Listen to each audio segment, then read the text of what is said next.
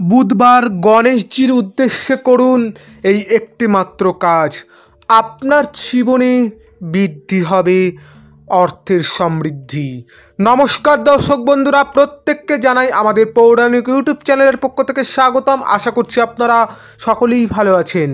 বন্ধুরা, বুধবার আপনারা সকলেই জানেন যে গণেশজির বার, আর গণেশজি হলেন সিদ্ধিদাতা, অর্থাৎ আমাদের সিদ্ধি দিয়ে থাকেন। আর আমি আপনাদের উদ্দেশ্যে জানাবো আজকের এই ভিডিওতেই যে বুধবার যদি আপনি গণেশজির উদ্দেশ্যে এই একটি মাত্র কাজ করতে পারেন, তাহলে আপনার জীবনে বিপুল অর্থ যেমন আসবে, ঠিক তেমনই আপনি গণেশজির কৃপা আশীর্বাদ লাভ করবেন খুব সহজেই।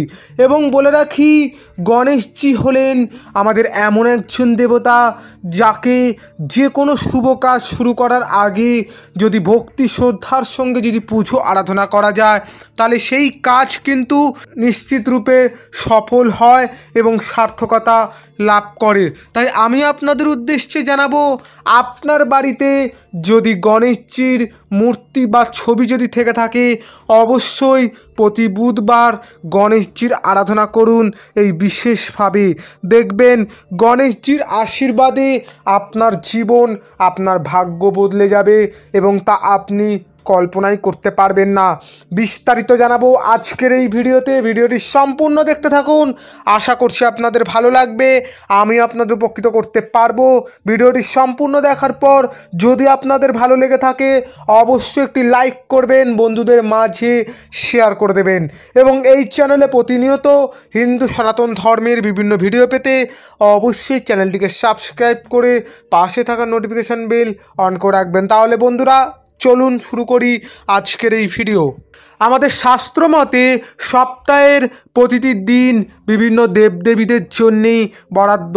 আর শাস্ত্র মতে বলা হয়ে থাকে যে এই দেবদেবীদের বিশেষ দিনগুলিতে যদি বিশেষ ভক্তি সহকারে শ্রদ্ধার সঙ্গে যদি আরাধনা করা যায়, তাহলে কিন্তু অন্যান্য দিনের থেকে বিশেষ সুফল লাভ করি আমরা। তাই আমি আপনাদের উদ্দেশ্যে জানাবো, বুধবার গণেশজির উদ্দেশ্যে অবশ্যই এই ছোট্ট একটি কাজ করুন। দেখবেন আপনার কর্মক্ষেত্রে যেমন সমৃদ্ধি ঘটবে, ঠিক তেমনই আপনার জীবনে রোগ মুক্তি ঘটবে। বিষয়টি শুরু করার আগে আমি আপনাদের উদ্দেশ্যে জানিয়ে দেব যে বুধবার ভুলেও করবেন না এই কয়েকটি কাজ।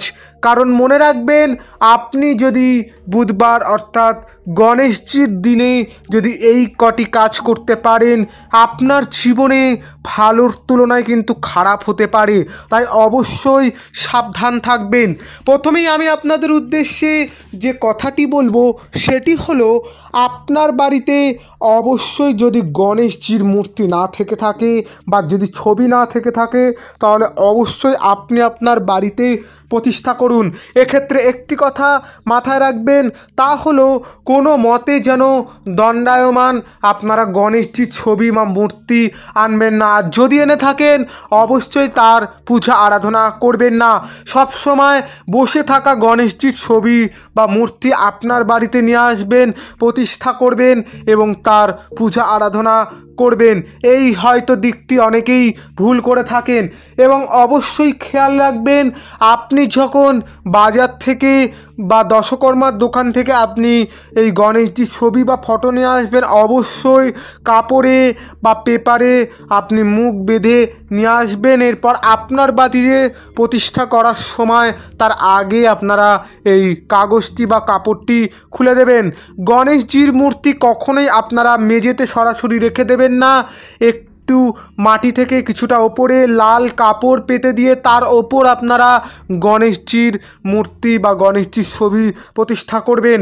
এবং একই সঙ্গে বলে রাখি, গণেশজির মুখ কিন্তু অবশ্যই আপনারা উত্তর দিকে বা পূর্ব দিকে মুখ করে রাখবেন।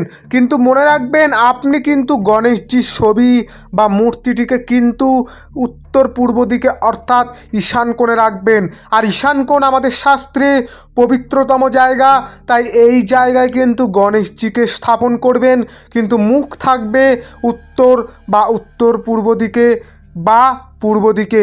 এরপর আমি আপনাদের উদ্দেশ্যে জানাবো, অবশ্যই বুধবার কিন্তু কখনোই আপনারা দাড়ি, গোঁফ, নখ, চুল কাটবেন না এবং একই সঙ্গে এদিন কিন্তু কন্যা জাতির কোনো মানুষকেই আপনারা অপমান বা ঝগড়া বিবাদ করবেন না বা ছোট করবেন না।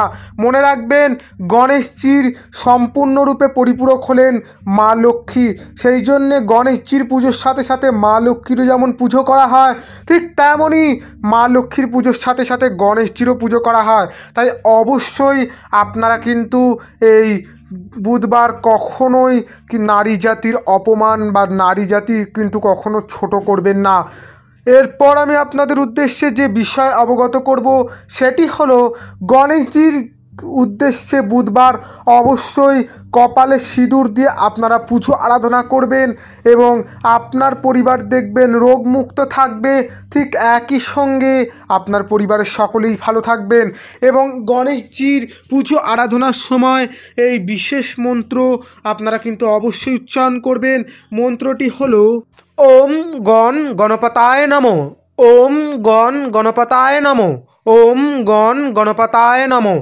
এই মন্ত্রটি অবশ্যই আপনারা 108 বার উচ্চারণ করবেন এবং আপনি কিন্তু অবশ্যই গণেশ ঠাকুরের প্রিয় ফুল জবা ফুল এবং একই সঙ্গে দুর্বা ঘাস নিবেদন করতে ভুলবেন না, নইলে আপনার পুজো কিন্তু একেবারেই অসম্পন্ন থেকে যাবে।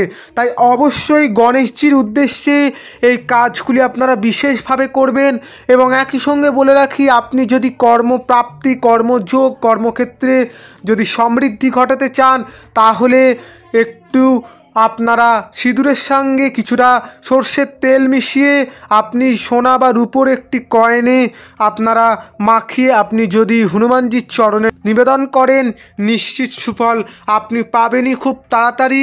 এবং গণেশজিকে মনে রাখবেন, গণেশজি যেমন এক প্রকার সঞ্চয়ী এবং ব্যয়িতা করতে শেখায়, ঠিক তেমনই আমাদের কিন্তু জীবনকে সুন্দরভাবে পরিচালনা করতে শেখায়। তাই অবশ্যই গণেশজির আরাধনা প্রতি বুধবার করবেন, নিশ্চিত সুফল আপনারা পাবেনই পাবেন। এবং মনে রাখবেন, গণেশজিকে সিঁদুর নিবেদন করলে আমরা কিন্তু বেশ সুফল লাভ করতে পারি। তাই অবশ্যই আপনারা চেষ্টা করবেন প্রতি বুধবার গণেশজির কপালে সিঁদুর দিয়ে আপনারা পুজো আরাধনা করার চেষ্টা করবেন।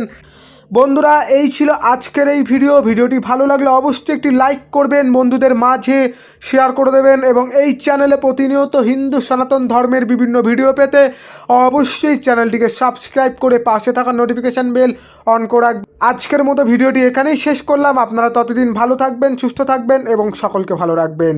নমস্কার। জয় শ্রীকৃষ্ণ। রাধে রাধে। জয় শ্রীকৃষ্ণ। রাধে রাধে।